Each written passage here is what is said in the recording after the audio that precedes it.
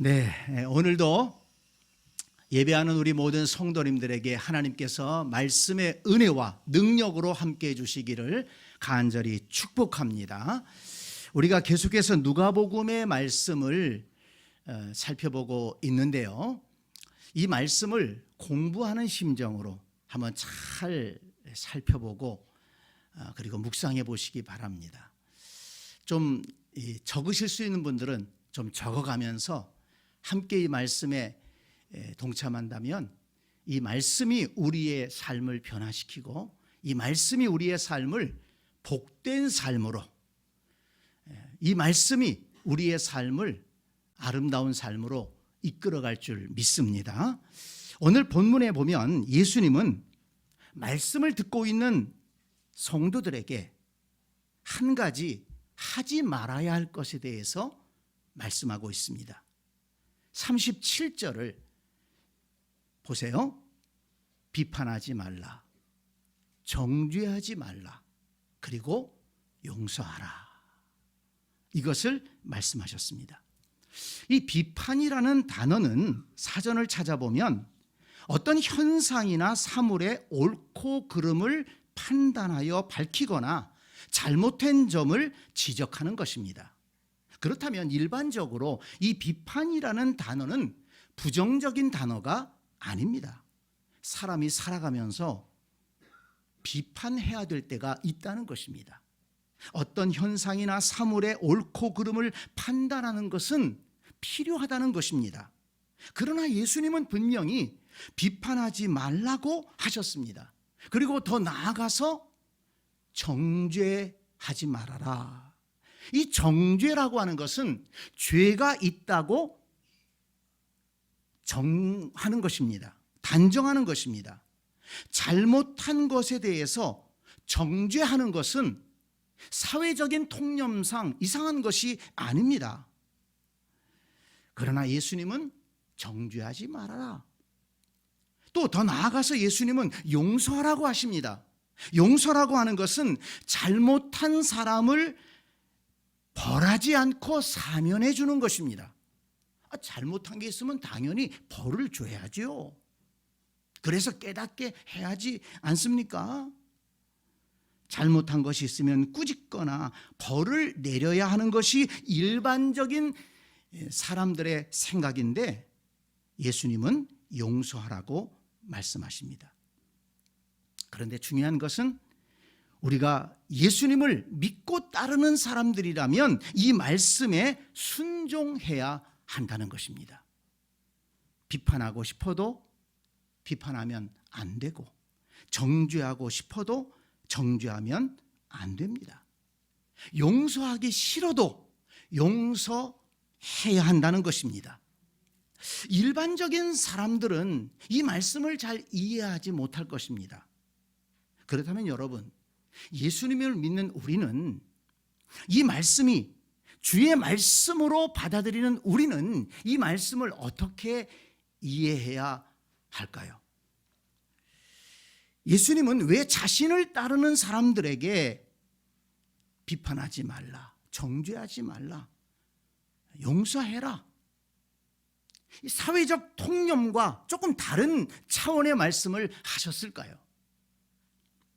먼저 우리가 알아야 할 것은 예수님이 비판하지 말고 정죄하지 말라고 하신 것은 인간관계 속에서 사람들을 대할 때 그렇게 하라고 하신 것이라는 말씀으로 우리는 이해를 해야 되는 것입니다.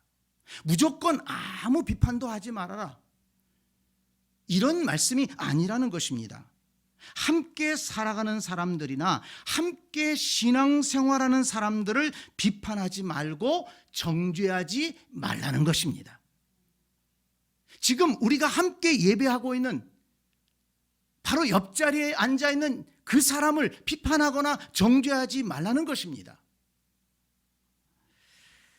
만약 우리 가운데 어떤 분야를 전문적으로 연구하는 사람이 있다 하면 당연히 그 연구 과정에서 비판의 과정이 있어야 됩니다. 날카롭게 판단하고 비판하고, 그리고 또 어떤 사람과 연구하는 이론의 차이가 있을 때 치열하게 토론하고 비판하고 수정하면서 그 연구를 완성해 나가야 될 것입니다.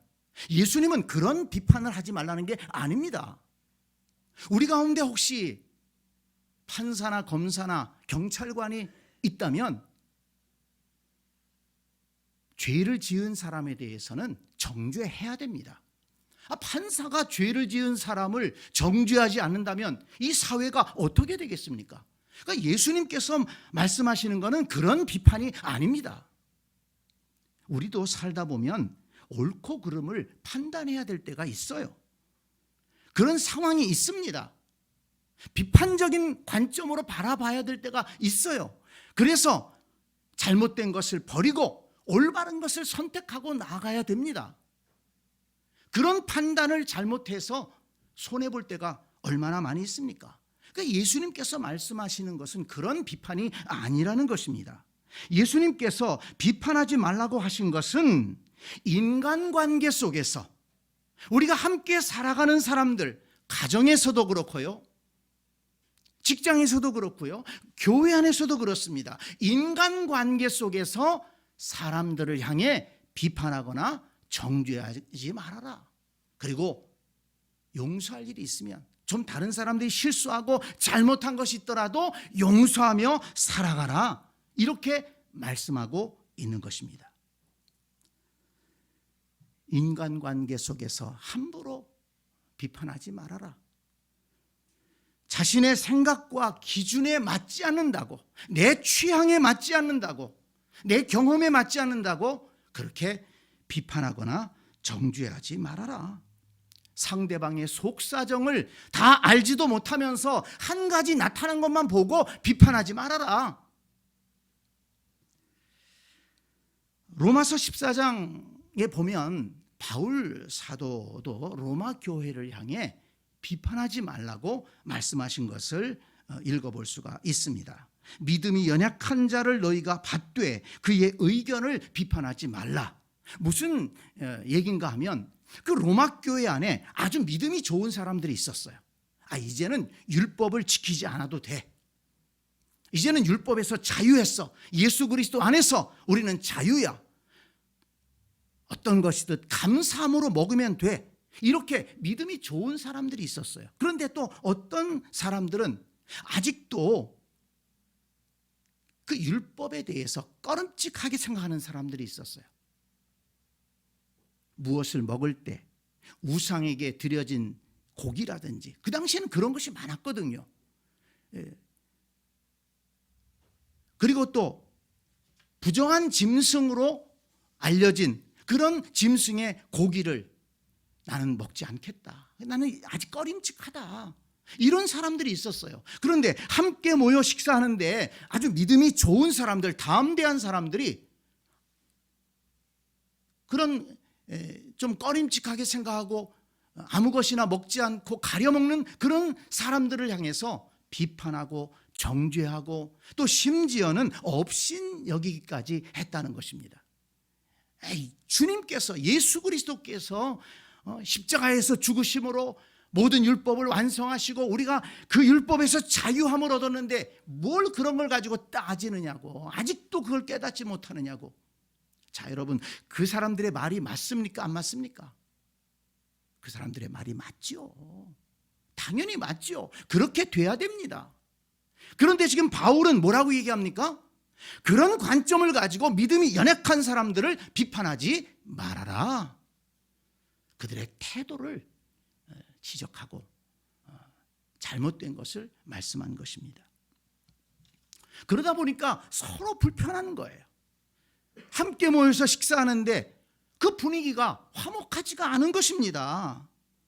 그래서 바울은 먹고 안 먹고가, 무엇을 먹고 안 먹고가 중요한 게 아니라 예수 그리스도를 믿는 믿음이 중요하고 예수 그리스도 안에서 하나 되고 서로 섬기고 서로 용납하고, 그래서 주님의 몸된 교회가 하나 되는 것이 중요하다. 이것을 강조한 것입니다.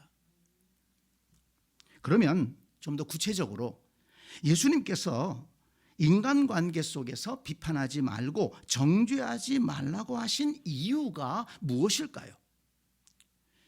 먼저 오늘 본문을 보면 아주 중요한 것 한 가지를 말씀하는데, 모든 사람은 다른 사람을 비판하고 정죄할 자격이 없다는 것입니다. 모든 사람은 죄와 허물로 얼룩져 있기 때문에 하나님 앞에서 비판받고 정죄받아야 될 사람들입니다. 그런데 그런 사람들이 오히려 자기도 비판받고 정죄받아야 될 사람인데 오히려 다른 사람을 비판하고 정죄한다? 이것은 아니라는 것입니다. 나도 비판받고 정죄받아야 될 사람인데 하나님의 은혜로 용서받지 않았습니까? 그렇다면 다른 사람도 용서받아야 되지 않겠어요? 용서해 줘야 되지 않겠습니까? 그래서 오늘 본문 41절을 보세요. 어찌하여 형제의 눈 속에 있는 티는 보고 내 눈 속에 있는 들보는 깨닫지 못하느냐? 너는 내 눈 속에 있는 들보를 보지 못하면서 어찌하여 형제에게 말하기를 형제여 나로 내 눈 속에 있는 티를 빼게 하라 할 수 있느냐라고 말씀하신 것입니다. 여러분, 들보가 뭔지 아시죠? 들보, 대들보. 집을 지을 때 이 지붕을 지탱하도록 세우는 그런 아주 크고 굵은 통나무를 말하지 않습니까? 네 눈 속에는 들보와 같은 잘못이 있는데 다른 사람의 눈 속에 있는 티끌 같은 것을 비판하느냐?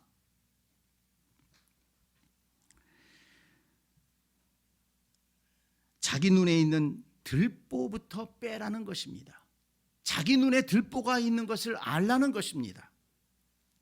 로마서 14장 10절에서도 말씀합니다. 내가 어찌하여 내 형제를 비판하느냐? 어찌하여 내 형제를 업신여기느냐? 우리가 다 하나님의 심판대 앞에 서리라.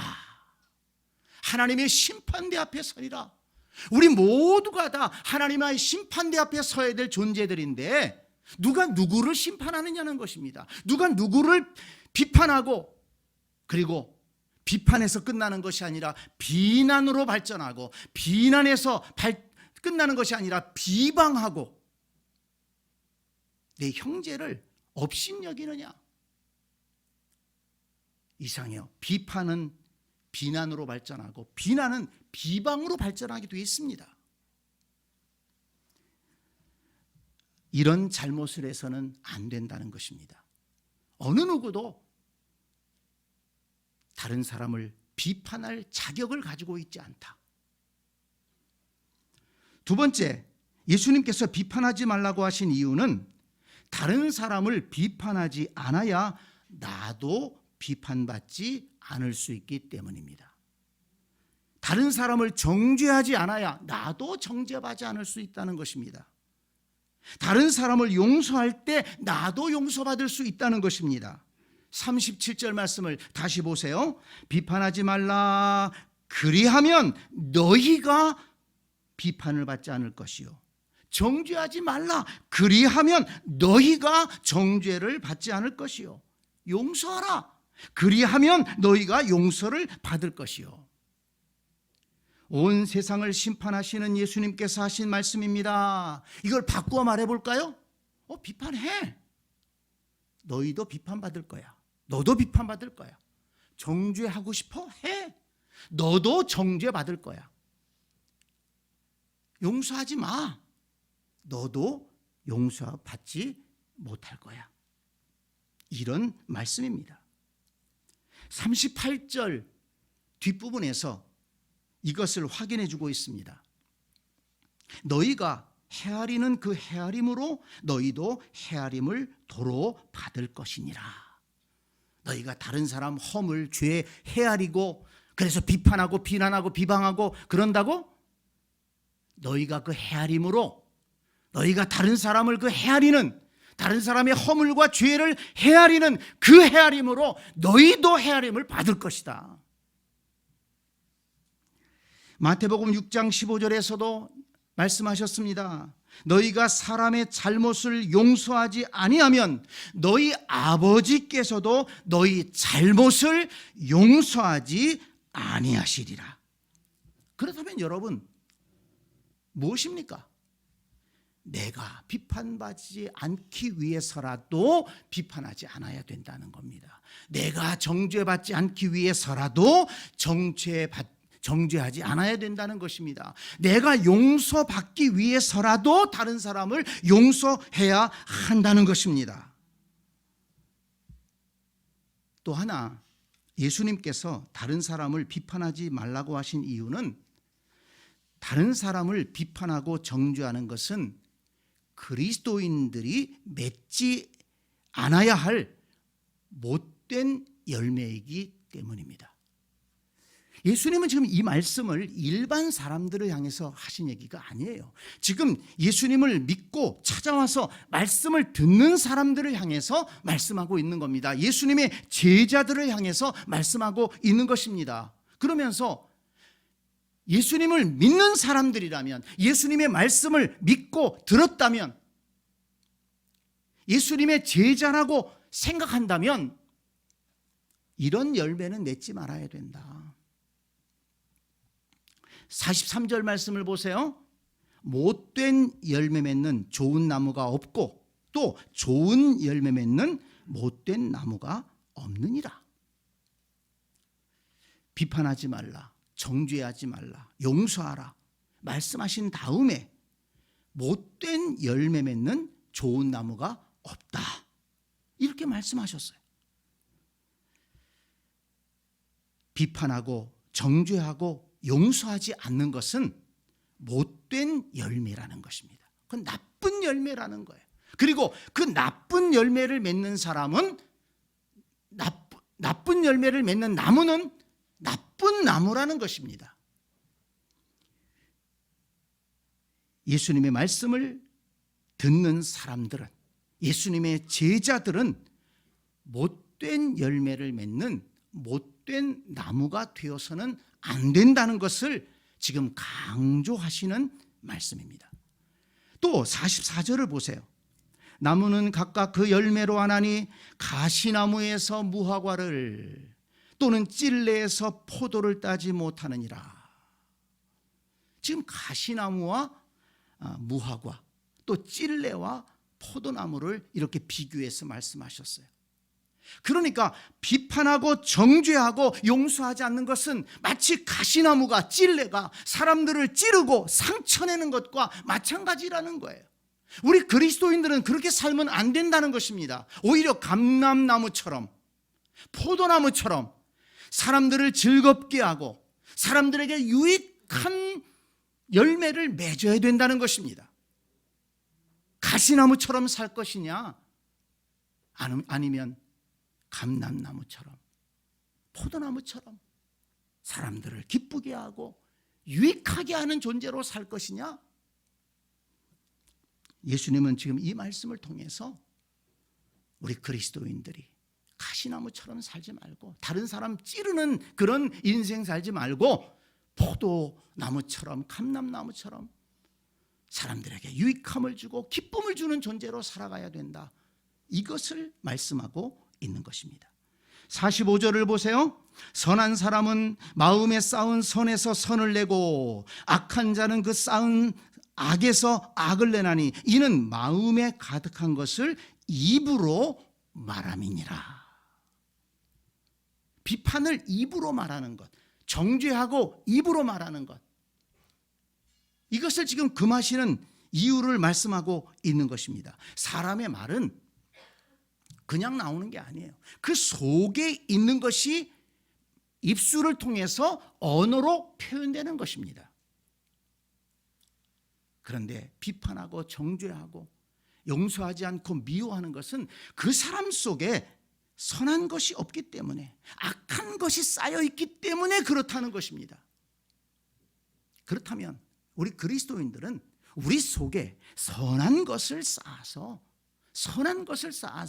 우리의 입을 통해서 나오는 언어가 아름다운 언어, 좋은 언어가 되어야 된다는 것입니다. 비판의 언어, 정죄의 언어, 미움의 언어가 나오면 안 된다는 거예요. 만약에 그렇다면 그 속에 나쁜 것이 있기 때문이다. 이렇게 예수님은 말씀하신 것입니다. 자, 성도 여러분, 예수님은 왜 비판하지 말라, 정죄하지 말라, 용서하라고 말씀하셨습니까? 아무도 다른 사람을 비판할 자격이 없기 때문에 그렇습니다. 자격을 가진 사람이 없기 때문에 그렇습니다. 다른 사람을 비판하고 정죄하는 것은 그리스도인들이 맺지 않아야 할 열매이기 때문입니다. 다른 사람을 비판하지 않아야 나도 비판받지 않을 수 있기 때문입니다. 성도 여러분, 이 말씀을 마음에 담고 이 말씀을 따라 함께 살아가고 함께 신앙생활하는 사람들을 비판하지 말고 정죄하지 말고 용서하며 살아가는 복된 성도들이 되시기를 바랍니다. 자, 그러면 어떻게 해야 이 비판하거나 정죄하지 않고 용서하라고 하신 이 말씀에 순종하며 살아갈 수 있을까요? 중요한 것을 예수님은 말씀하셨습니다. 예수님이 말씀하신 대인관계의 원칙을 지키라는 것입니다. 제가 지난 주일에도 우리가 이 말씀을 드렸고 살펴봤는데요. 31절입니다. 올라가서 31절 다시 한번 보세요. 남에게 대접을 받고자 하는 대로 너희도 남을 대접하라. 여러분, 어떤 사람도 남에게 비판받고 싶은 사람이 없을 것입니다. 다른 사람이 나를 비판하고 비난하고 비방하는데 그래? 아이고 기분이 좋구만. 그거 듣고 좋아할 사람이 누가 있습니까? 누가 나를 비판하고 비난하고 비방했다고 하면 얼마나 기분이 안 좋습니까? 얼마나 속상합니까? 그렇다면 내가 비판받고 싶지 않고 내가 정죄받고 싶지 않다면 다른 사람도 비판하지 말고 다른 사람도 정죄하지 말라는 것입니다. 내가 어떤 잘못과 실수를 했을 때 용서받고 싶다면 다른 사람에 대해서도 실수하고 좀 잘못했을 때 용서하라는 것입니다. 남에게 대접을 받고자 하는 대로 너희도 남을 대접하라. 이것을 잊지 말라는 거예요. 두 번째 원칙은 36절에 나옵니다. 너희 아버지의 자비로우심 같이 너희도 자비로운 자가 되라. 하나님 아버지의 자비로우심 같이 자비로운 마음으로 사람들을 대한다면, 또 성도들을 대한다면 비판하지 않고 정죄하지 않고 용서할 수 있다는 것입니다. 내 수준이 아닙니다. 세상의 수준이 아닙니다. 기억합시다.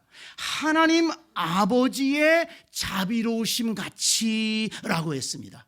하나님 아버지의 자비로우심 같이 너희도 자비로운 자가 되라.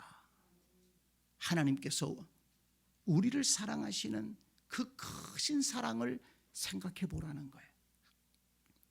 하나님 아버지의 그 크신 사랑이 없었다면 내가 어떻게 죄 사함을 받고 용서함을 받고 하나님의 자녀가 될 수 있고 하나님 나라를 소망할 수 있게 되었습니까? 하나님의 크신 사랑이 우리에게 임한 것입니다. 하나님의 자비로우심, 그 넓고 크신 자비로우심 때문에 우리가 구원받았고 우리가 살고 있는 것입니다. 그렇다면 우리도 그 크신 하나님의 자비로우심을 생각하면서 그 하나님의 자비로우심을 닮아가면서 이웃을 대하라는 것입니다. 형제들을 대하라는 거예요. 자비로움을 다른 말로 하면 관용이라고 할 수가 있습니다. 이 관용은 사전을 찾아보면 다른 사람의 실수나 잘못을 너그럽게 보아주고 그냥 넘어가주고 용서하는 태도를 말합니다. 그런데 관용이 있어야, 관용의 크기가 커야 다른 사람의 실수나 부족한 점을 비판하지 않고 그냥 넘어가 줄 수가 있다는 것입니다. 42절 말씀을 보면 외식하는 자여 먼저 내 눈 속에서 들보를 빼라 이렇게 말씀하셨는데 여기서 외식하는 자는 바리새인들을 가리킨다고 볼 수 있습니다. 이 바리새인들은요 굉장히 스스로 의롭다고 생각했습니다. 그런데 모순투성이었어요. 근데 그걸 알지 못해요. 본인들은 뭐 율법을 이렇게 지키고 또 뭐 신앙생활을 이렇게 한다 자랑을 했지만은 모순투성이었어요. 그들이 말하는 것과 행동은 달랐습니다. 그런데 자신들의 들보와 같은 그런 잘못은 깨닫지 못하고 그래서 다른 사람들 비판하고 지적하고 그렇게 정죄하는데 시간을 보냈습니다. 그리고 마음이 완고해서 용서해 주지도 않으려고 하는 거예요. 그래서 뭐 율법을 좀 어긴 사람들이 있다 그러면은 뭐 합니까? 돌을 들어서 막 던지려고 하는 거예요. 예수님께서 뭐라고 그러셨습니까? 죄 없는 자가 먼저 돌로 쳐라. 그러니까 그때서 조금 정신이 나가지고서는 죄 없는 자가 돌로 치라고? 자기들 죄가 더 많거든. 그러니까 돌 내려놓고 슬금슬금 다 도망가 버린 것입니다. 관용이 없었습니다. 그래서 빌립보서 4장 5절 말씀을 보면 너희 관용을 모든 사람에게 알게 하라. 주께서 가까우시니라. 이 주께서 가까우시니라는 말씀을 왜 하셨을까요? 관용하지 않으면, 관용을 베풀지 않으면 주께서 너희를 심판하실 것이다. 이 말씀입니다. 디모데전서 3장 3절이나 디도서 3장 2절에 보면 그래서 교회의 일꾼의 자격, 교회의 직분자의 자격에 관용이라는 것을 거기다 넣어놓았습니다. 그러니까 교회의 일꾼 되려면, 교회의 지도자가 되려면, 교회의 직분자가 되려면 관용하는 마음이 있어야 된다. 다른 사람을 향해서 너그러운 마음, 다른 사람에 대해서 긍휼히 여기는 마음, 자비로운 마음이 없으면 교회 일꾼이 될 수 없다. 이렇게 말씀하고 있는 것입니다. 야고보서 3장 17절에 보니까 오직 위로부터 난 지혜는 성결하고 화평하고 관용하고 양순하며 긍휼과 선한 열매가 가득하다고 했습니다. 위로부터 난 지혜, 하나님이 주시는 지혜는 함께 살아가는 사람들에게, 함께 신앙생활하는 사람들에게 대해서 관용을 베푸는 것이다. 비판하고 정죄하고 용서하지도 않고, 이것은 하나님께로부터 온 것이 아니라는 것입니다. 오직 위로부터 난 지혜는 그 속에 관용이 있어요. 너그러움이 있어요. 자비로우심이 있어요. 긍휼이 있습니다. 그것이 하나님께로부터 오신 지혜라는 것입니다. 그러므로 여러분, 저와 여러분들 속에 이 자비로움의 수준을 높이고 좀 관용의 크기를 키워가야 되겠습니다. 예, 지난 주일에는 우리가 사랑의 크기를 좀, 사랑의 수준을 좀 높여가자, 사랑의 크기를 넓혀가자 그랬는데, 오늘 이 말씀에는 자비로움의 크기를 좀 넓혀가자. 좀 내 속에 자비로움이 넓어야, 커야지만이 좀 품어줄 수 있지 않아요? 좀 그냥 넘어갈 수 있지 않습니까? 성도 여러분, 우리가 그것을 위해서 기도해야 되겠습니다. 하나님, 내 속에 자비로움의 수준을 높여주시고 내 속에 관용의 크기를 더 키워 주시옵소서. 기도해야 되겠습니다.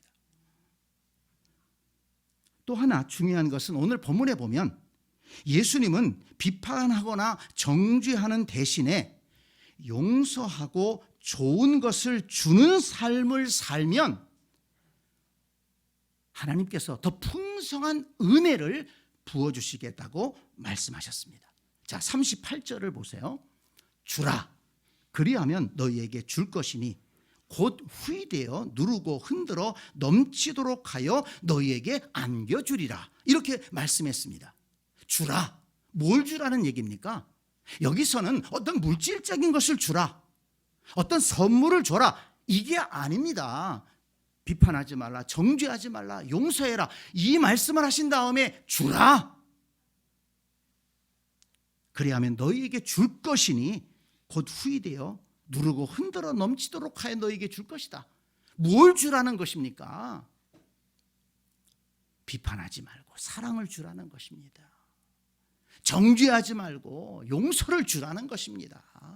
비난하지 말고 용기를 주라는 것입니다. 그러면 하나님께서 더 큰 은혜를 부어주시겠다는 것입니다. 사람들이 오해하는 것 가운데 하나는 무엇인가 하면, 비판하고 정죄하고 지적하고 쓴소리하고 가르치면 내가 원하는 결과를 얻을 수 있을 것이다, 상대방이 변하고 달라질 것이다, 이렇게 생각하는 것입니다. 그런데 그것은 오해입니다. 비판하고 정죄하고 지적하고 쓴소리하고 가르치면 관계만 더 나빠질 뿐이지 달라지지 않습니다. 왜 그렇습니까?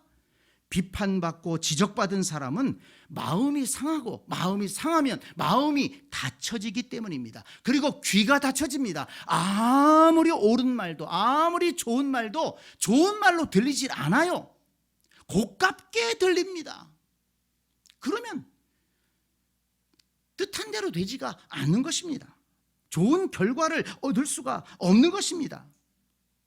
오히려 장점을 인정해주고 잘하는 것을 칭찬해주고 부족한 것을 보면 기도해주면서 잘할 수 있도록 격려하고 응원해준다면 긍정적인 변화를 기대할 수 있을 것입니다. 사람은요, 인정받고 칭찬받으면 자존감이 높아지고 더욱 잘하려고 하는 어떤 그 속에서 힘이 솟아난다는 게 때문인 것입니다. 여러분 경험해 보셨을 거예요. 비판을 받고 어떤 내가 뭘 잘못했다고 비난받을 때, 야 그래, 참 내가 이런 비난을 받았으니까 앞으로 정말 열심히 해봐야지, 신나게 해봐야지, 그런 생각이 들던가요? 속상하고 나는 왜 그런가, 더 그냥 낙심이 되고 힘이 나질 않는 거예요. 그러니까 사람을 비판하는 언어는 사람을 일으켜 세우는 게 아니라 쓰러뜨리는 언어입니다. 그러나 여러분, 적은 것이라도 칭찬하고 잘하는 것을 칭찬받고 격려를 받고 인정을 받는다고 생각해 보세요. 그래, 나한테도 잘하는 게 있구나, 더 잘해야 되겠다, 이렇게 참 사람들이 나를 위해 기도해 주고 격려해 주는구나, 더 열심히 해봐야 되겠다, 사람을 살리는 언어가 되는 것입니다.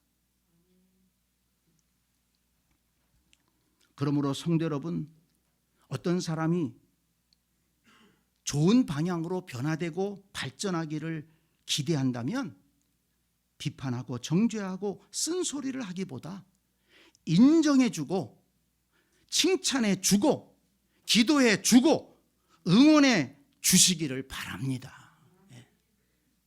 지금 주께서 말씀하고 있잖아요. 주라. 그리하면 너희에게 줄 것이니 곧 후이되어 누르고 흔들어 넘치도록 하여 너희에게 안겨주리라. 비판을 주면 주께서도 비판을 주실 것이다. 그러나 인정해 주면, 칭찬해 주면 주님께서도 인정해 주시고 칭찬해 주시고 은혜를 주실 것이다. 바로 이 말씀입니다. 오늘 이 38절에 기록된 이 말씀을 잘 깨닫고 우리가 함께 살아가는 사람들에게, 함께 신앙생활하는 사람들에게 비판과 정죄와 용서하지 않는 완고함을 보여줄 것이 아니라 인정해주고 칭찬해주고 기도해주고 격려해 준다면 우리가 기대하는 정말 좋은 결과들을 얻게 될 것입니다. 여러분, 이것은 습관입니다. 과연 내 삶 속에서 이웃에게 또는 함께 생활하고 있는 사람들에게 무엇을 주고 있는가? 우리는 생각해 봐야 될 것입니다. 말씀을 정리합니다. 예수님은 오늘 본문에서 비판하지 말라, 정죄하지 말라, 용서하라고 말씀하셨습니다. 우리도 이 말씀에 순종해야 합니다. 왜 그렇습니까? 이 말씀은 예수님의 말씀이기 때문에 그렇습니다. 남에게 대접을 받고자 하는 대로 남을 대접하면 됩니다. 다시 한번 강조하지만 내가 비판받고 내가 정죄받는 것 싫지 않습니까? 기분 나쁘지 않습니까? 그렇다면 왜 그 짓을 다른 사람에게 하느냐는 것입니다. 하지 말라는 것입니다. 또한 하나님 아버지의 자비로우심 같이 자비로운 자가 되면 가능합니다. 자비로움의 수준을 높이고 관용의 크기를 키우시기 바랍니다. 비판하고 정죄하고 지적하고 쓴소리할 시간에 인정해주고 칭찬해주고 격려해주고 기도해주고 응원해주는 일에 힘쓰라는 것입니다. 그래서 우리 모두가 그리스도 안에서 화목하고 또 서로 긍정적인 발전을 위해서 서로 도움을 주는 복된 삶을 살아갈 수 있기를 간절히 축원합니다. 아멘.